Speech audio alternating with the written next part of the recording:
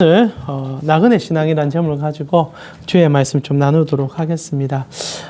몇 해 전에 또 설교할 때 잠시 얘기를 나누긴 했는데 그 모가디슈라는 영화 여러분 보셨습니까? 모가디슈라는 영화 혹시 안 보셨다면 요즘 OTT에 다 있으니까 한번 보시면 좋을 것 같습니다. 그 모가디슈는 이제 수도의 이름이죠. 소말리아에 있는 수도의 이름이고요. 1991년도에 우리 이제 대한민국이 유엔에 가입하기 위해서 북한과 경쟁하는 시점이 있었습니다. 그래서 특별히 이제 유엔에 가입하기 위해서 표밭이라 부를 수 있는 이 아프리카에 그 이제 외교관들이 들어가서 이제 여러 가지 로비를 하는 내용으로 시작하는 영화인데요. 근데 이제 이 소말리아에 91년도 내전이 시작됩니다. 그런 과정 속에서 이제 수도에 있었던 모가디슈에 있었던 우리 외교관들의 이야기를 다루는 영화입니다. 전쟁이 이제 터지고 나니까 이제 수습이 안 되는 거죠. 뭐 표 한 표가 중요한 게 아니라 이제 생존의 문제가 걸려 있는 과정 속에서 영화는 이제 북한과 우리가 어떻게 협력해서 탈출하는지를 좀 다루게 되는데, 제가 목사로서 좀 시선이 가는 것은 그 모가디슈에서 일어나는 그 내전의 상황을 좀 적나라하게 다뤄주거든요. 근데 참 안타깝게 영화가 의도적으로 다뤄준 건 아닌 것 같은데 그 소말리아 사람들을 비춰주는데 소망이 안 보이는 겁니다. 왜냐하면 벗어날 곳이 없으니까요. 도망갈 곳도 없고 이러던 저러던 이제 군부와 이제 여러 가지 전쟁 속에서 헤쳐나가야 된다는 한 가지 목적밖에 없지만 거기에 있는 외교관들은 이제 생존에 대한 갈망이 시작되죠. 이유는 단순합니다. 돌아갈 곳이 있으니까요. 사실 북한에서는 어떻게 투입이 안 돼서 탈출을 못 시켜주는 상황인데 대한민국에서는 프랑스와 연계해서 비행기를 이제 수송해서 보내주는 그런 얘기를 듣게 됩니다. 그리고 이제 그 외교관 직원들이 필살에 탈출을 시작하죠. 그리고 그렇게 하면서도 소망을 잃지 않는 것은 조국으로 돌아갈 수 있다. 우리가 갈 곳이 있다라는 것이 그들에게 힘이 되고 결국 마지막 장면에 이제 프랑스에서 보내준 비행기를 타면서 서로 일싸안으면서 이제 갈 곳에 대한 기쁨을 이제 나누는 내용이 나오죠. 우리가 살아가면서 여러 가지 일들을 만날 수 있습니다. 그리고 고난도 찾아올 수 있고 힘듦이 찾아올 수 있겠지만은 특별히 그리스도인들에게 소망이 되는 것은 여기서 우리 인생이 끝나는 게 아니라 우리가 갈 곳이 있다는 것.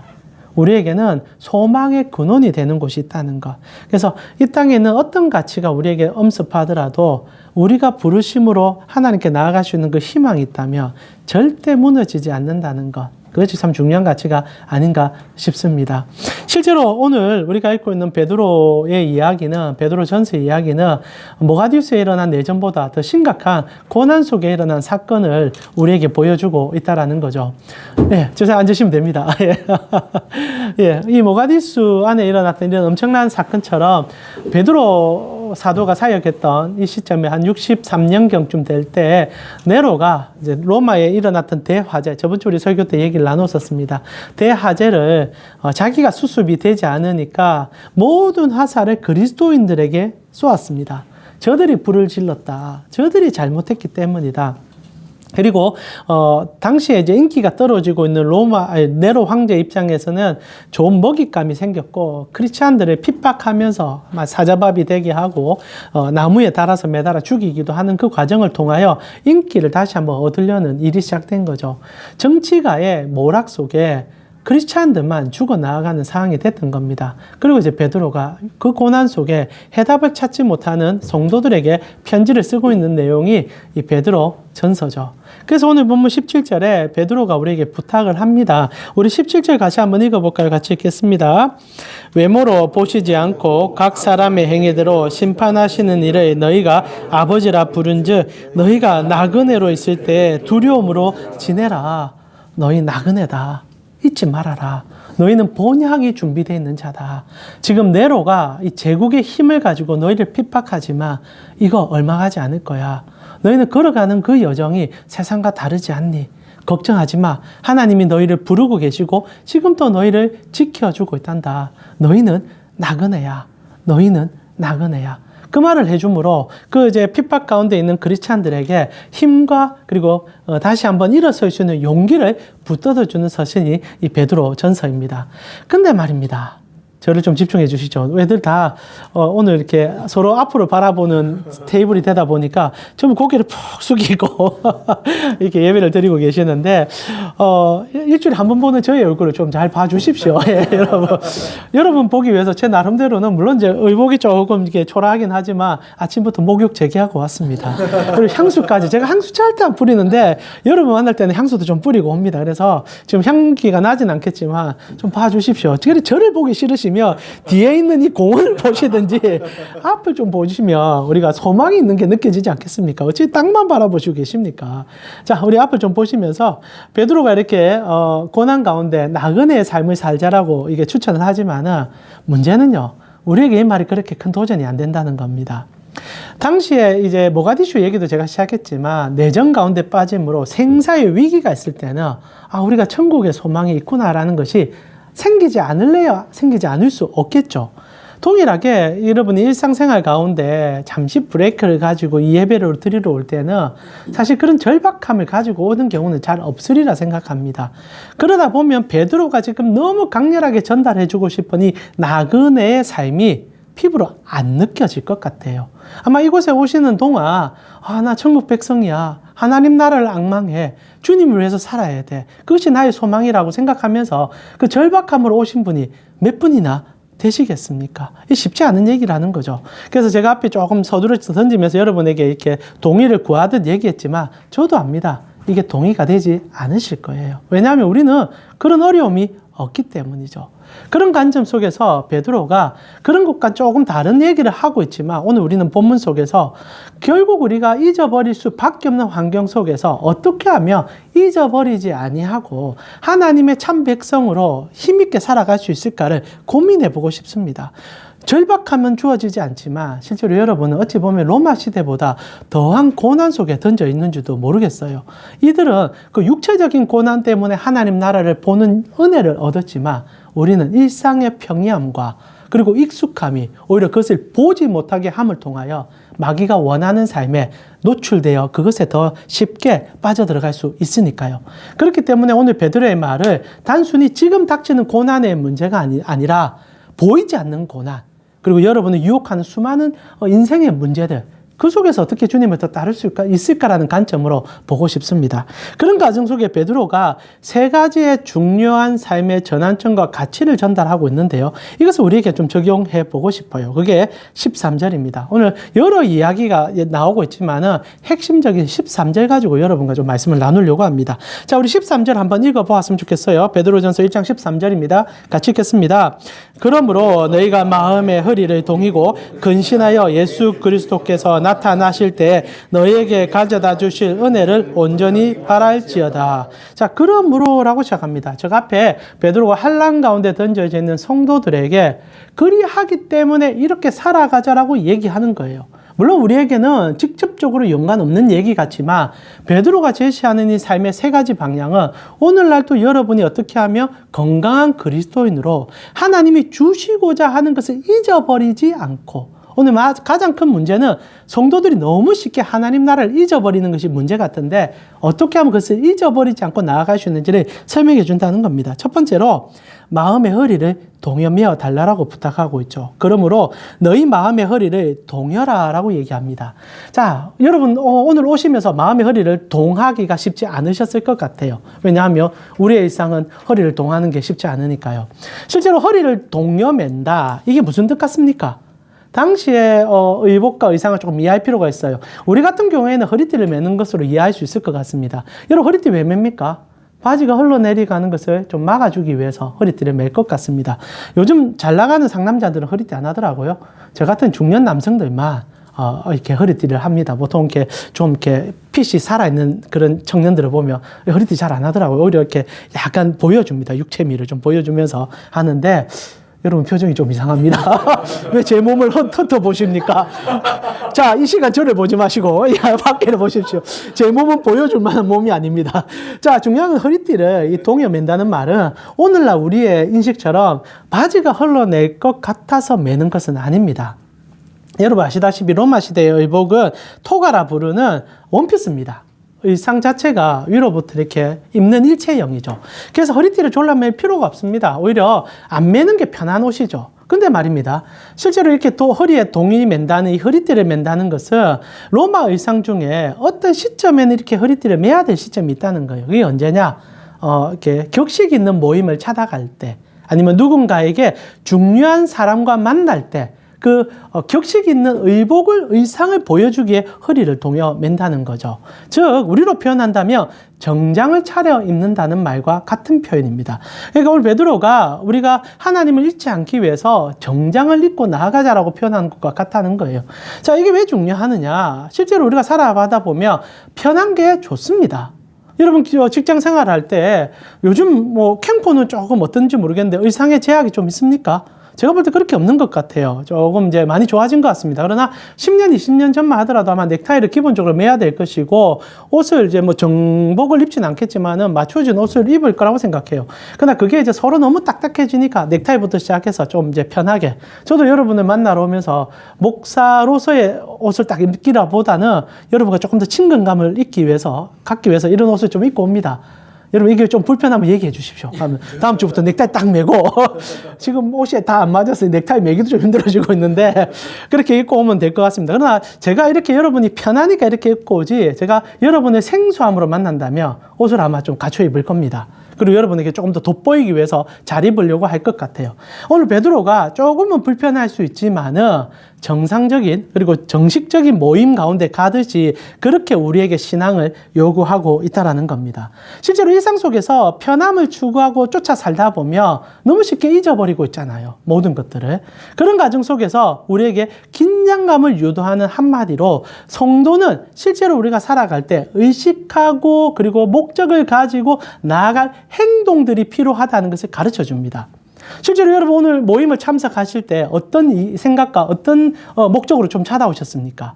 아마 많은 분들이 일상의 편의함 속에 오늘 시간이 나서 오는 분들이 있을 수도 있겠지만, 저는 여러분이 다 허리띠를 동여 매면서 왔다고 생각해요. 이게 오는 거 쉽지 않습니다. 한번 결단이 있어야 돼요. 지나가다 보면서 수많은 유혹들이 분명히 있었을 겁니다. 가는데 맞죠? 실장님 어디 갑니까? 대리님 지금 어디 갑니까? 오늘 저기에 맛있는 집이 생겼습니다.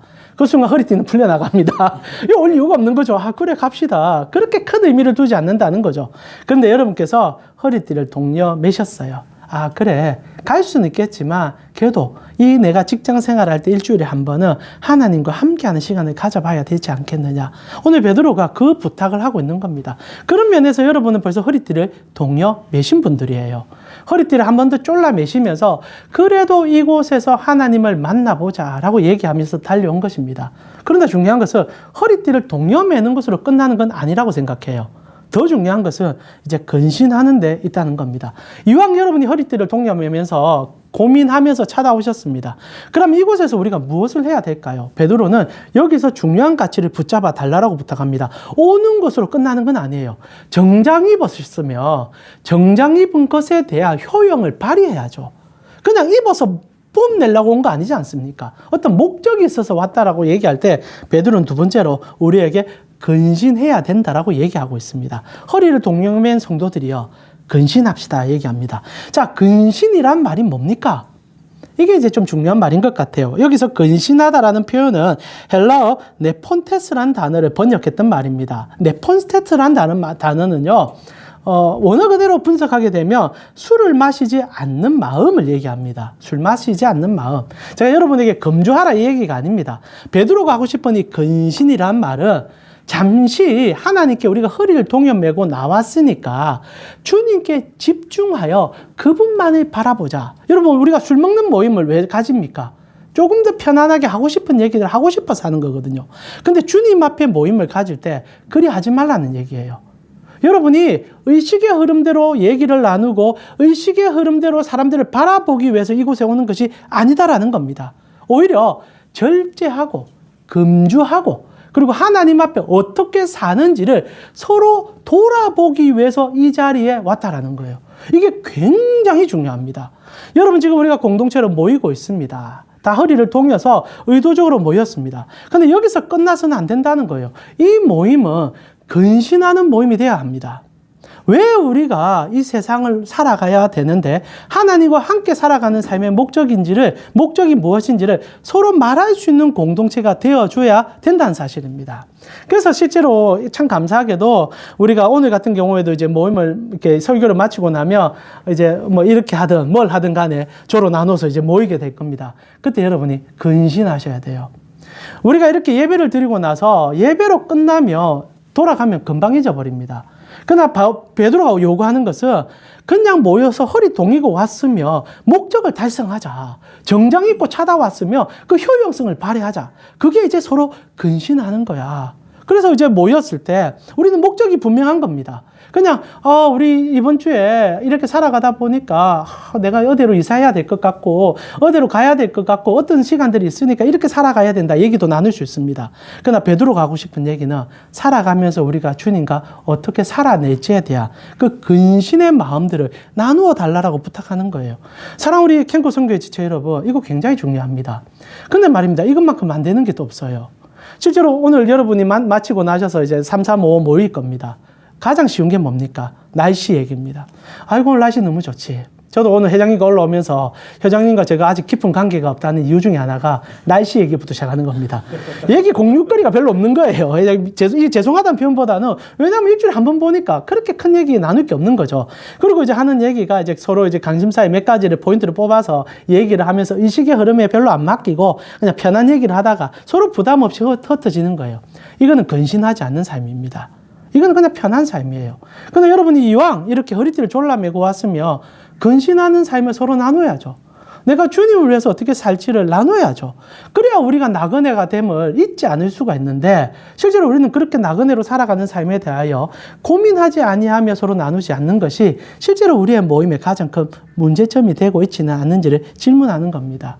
여러분, 예수 믿고 살아가는 거 녹록지 않습니다. 예수 믿고 살아가는 거 결코 쉬운 삶 아닙니다. 근데 누가 우리를 이해해 줄 수 있습니까? 지금 우리 바로 옆에 있는, 이제 한번 옆에 분 한번 쳐다볼까요? 아이고, 이 사람과 대화를 나눈다고 이런 생각이 들면 우리는 아직도 멀었습니다. 서로 쳐다보면서 오늘 모임을 나눌 때, 오늘 목사님께서 나그네의 삶에 대해서 얘기하는데 나 정말 나그네의 삶을 살고 있는지를 나눌 용기가 우리 안에 있어야 된다는 겁니다. 이건 노력이 필요해요. 의복을 입어야 되고요. 그리고 근신해야 됩니다. 술 마실 수 있어요. 편하게 얘기할 수 있습니다. 잠시 멈추는 거예요. 누군가 의식의 흐름에 따르지 아니하고 그냥 얘기할 때 아니야. 우리 이 시간만은 그런 얘기 하지 말자. 누군가는 그런 얘기를 해야 된다는 겁니다. 그러면서 얘기하는 거예요. 이번 한 주에 내가 예수님을 쫓기 위해서 살아보려고 했는데 잘 안 되더라.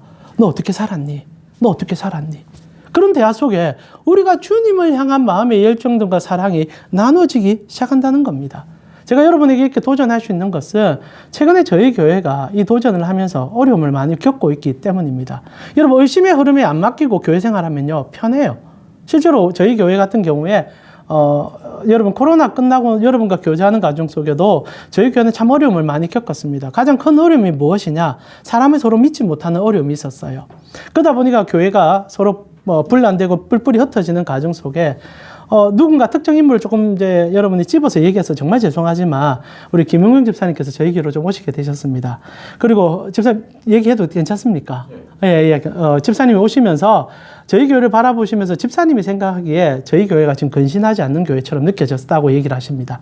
저도 그걸 알고 있었지만 워낙 익숙해진 모임이 이게 제일 위험해요. 익숙한 모임은 서로가 익숙한 대로 얘기하고 거기에서 벗어나는 얘기를 하면 부담스러워합니다.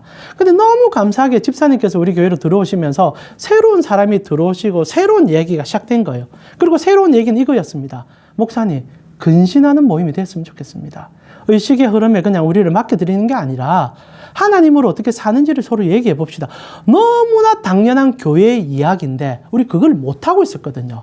어려움과 환경의 절박함 속에서 서로가 한 발짝 물러났고 서로를 보호해준다는 얘기 속에 그걸 건들질 않았습니다.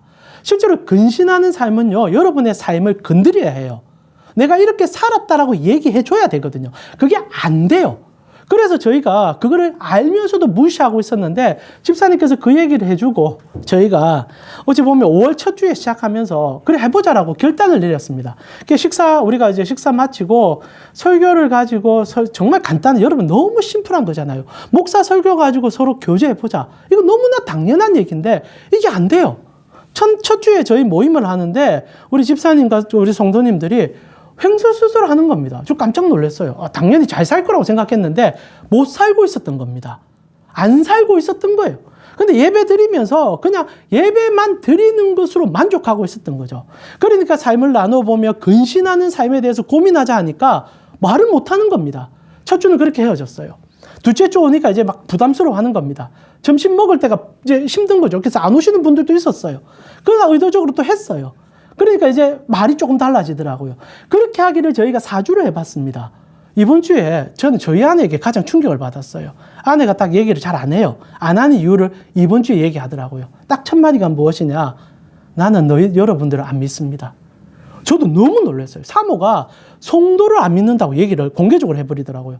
그러면서 그 얘기합니다. 저희 아내가 개척하고 나서 상처가 너무 많거든요. 떠나는 성도들마다 저는 제가 너무 좀 이게 이해가 안 갔던 것이 하나, 저에게 퍼붓고 떠나주면 좋은데 성도들이 너무 못됐었어요. 전부 다 저희 아내에게 네가 못돼서 떠난다, 네가 악해서 떠난다. 저희 아내가 악하지 않거든요.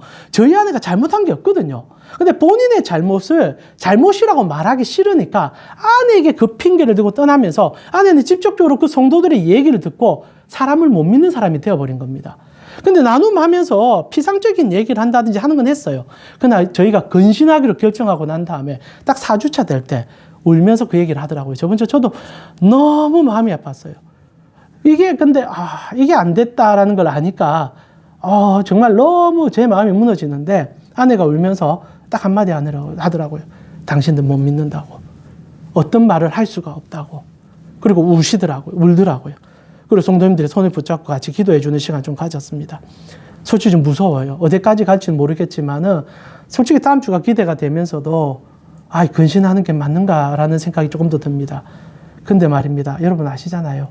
그래야 교회가 되지 않겠습니까? 힘겹기 때문에 이렇게 해야 되지 않겠습니까? 저희 공동체가 이제 그거 조금 알아갑니다. 여러분의 공동체는 아마 이게 너무 잘 되는 공동체도 있을 것이고 나누는 것이 즐거운 공동체도 있겠죠. 그러나 저희는 이제 이 근신하는 것을 하려고 노력하고 있는 상황입니다. 그래서 여러분에게 우리 캠코를 바라보면서 부탁하고 싶어요. 여러분의 각자 교회는 아마 근신하여 모임을 가질 수가 있다고 생각합니다. 그러나 우리 모임은 그렇지 않아요. 우리 캠코는 그렇지 않습니다. 제가 느끼기에 여러분이 이렇게 하려고 노력하는 것이 부담스러울 수 있다고 생각해요. 왜냐하면 교회는 이게 더 편합니다. 왜냐하면 내가 직장에서 어떻게 하는지 모르니까. 무슨 말을 해도 그냥 성도처럼 잘 살아가는 것을 얘기할 수 있습니다. 그러나 이 시간 우리는 서로를 너무 잘 압니다. 그렇기 때문에 더 근신해야 되지 않겠습니까?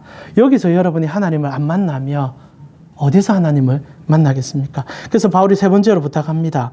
마지막으로 소망을 소유할 수 있는 모임을 가지자. 너희에게 가져다 주실 은혜를 바라보자. 근신하는 모임은 은혜를 갈망하게 됩니다. 제가 이번 주에 우리 아내에 대한 소망이 생겼어요. 왜냐하면 아내가 마음을 열었으니까요.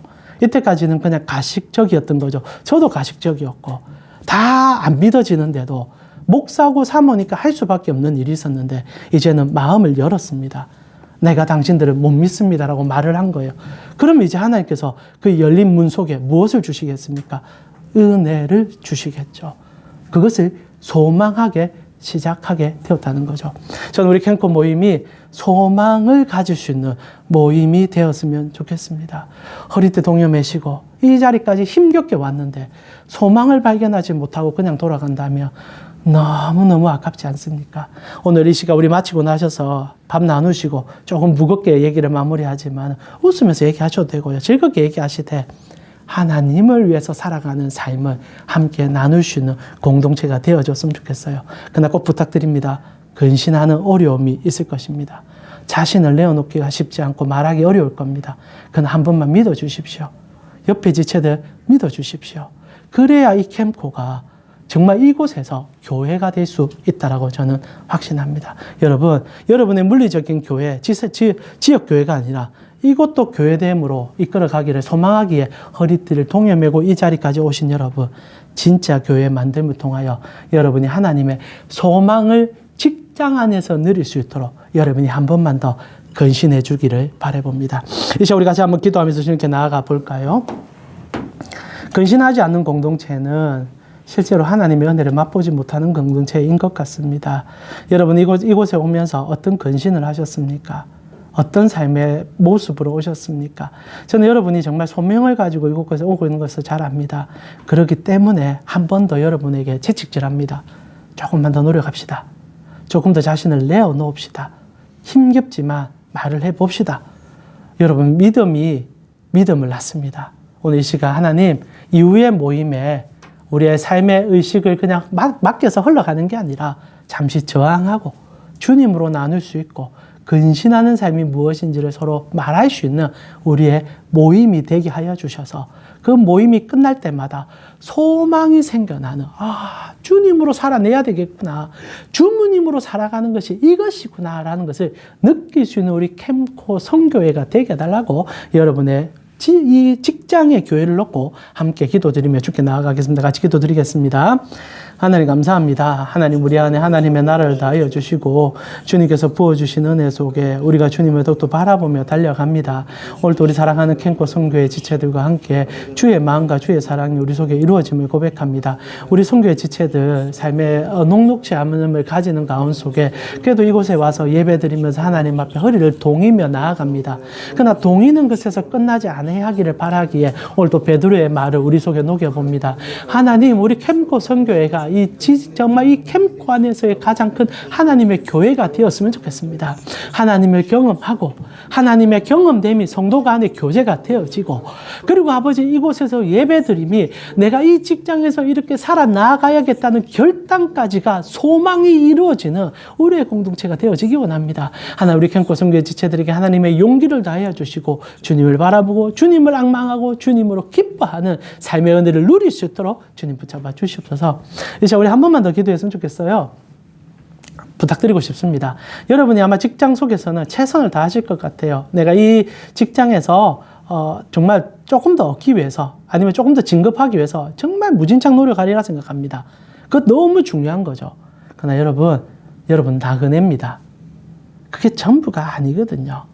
이곳에서 여러분이 나그네임을 잊지 않으시려면 그 일을 하는 것만큼 주님을 위하여 여러분이 시선 전환이 일어나야 합니다. 하나님 나를 불러주심을 잊지 아니하고 하나님 내가 이 캠코 안에서 하나님의 소망꾼으로 살아가는 삶을 살아내기를 바라니 주여 나에게 하나님 나라가 보여지는 은혜를 다하여 주시옵소서. 여러분 자신을 놓고요. 이 시간 한 번 더 주님께 고백하며 기도하며 나아갔으면 좋겠습니다. 여러분 자신을 놓고요. 함께 기도 드리도록 하겠습니다. 하나님 감사합니다. 오늘 사랑하는 우리 직원들과 함께 하나님께서 나를 불러주심을 다시 기억하며 주님께 발을 내디디며 나아갑니다. 주님 크신 은혜 속에 우리를 더욱더 붙잡아 주시고 하나님의 그 사랑 속에 더욱더 주님 앞에 달려갈 수 있는 우리 직원들이 되어지기를 갈망합니다.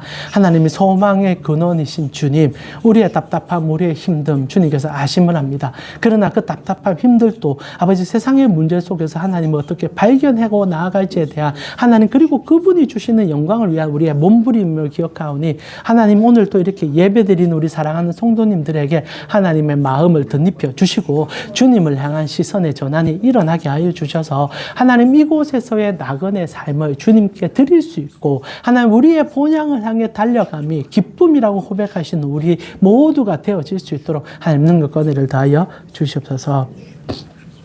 주님 감사합니다. 오늘도 이렇게 하나님 허리를 동이고 우리 사랑하는 캠코 선교회 지체들이 모였습니다. 그리고 주님 앞에 교회됨을 고백하며 주님께서 우리를 만져주기를 소망하고 있습니다. 하나님 만져주실 것을 믿습니다. 하나님 채워주실 것을 의지합니다. 그리고 특별히 우리 이제 이후의 시간에 또 모여서 식사하고 또 하나님은 이 짧은 시간이지만 이곳에서의 삶 속에 신앙인으로서의 삶을 나누고자 합니다. 우리를 굳건하게 붙잡아 주셔서 하나님 앞에 받아들이는 그 은혜의 기쁨을 하나님 앞에 살아가는 그 삶의 영광을 충분히 나눌 수 있으므로 세상이 주지 못하는 그 놀라운 행복이 우리 모임 속에 가득할 수 있도록 주님 붙잡아 주시옵소서. 지금은 우리 주 예수 그리스도의 은혜와 하나님 우리 아버지의 무한하신 사랑과 성령님의 감화, 감동, 교통케 하심이 주님을 바라보며 나그네의 삶을 살아내길 원하는 캠코 성도의 지체된 머리 위에 지금부터 영원토록 함께 있을 지어다. 아멘. 이번 한 주 승리로 이겨내시는 여러분 되기를 기도합니다. 예.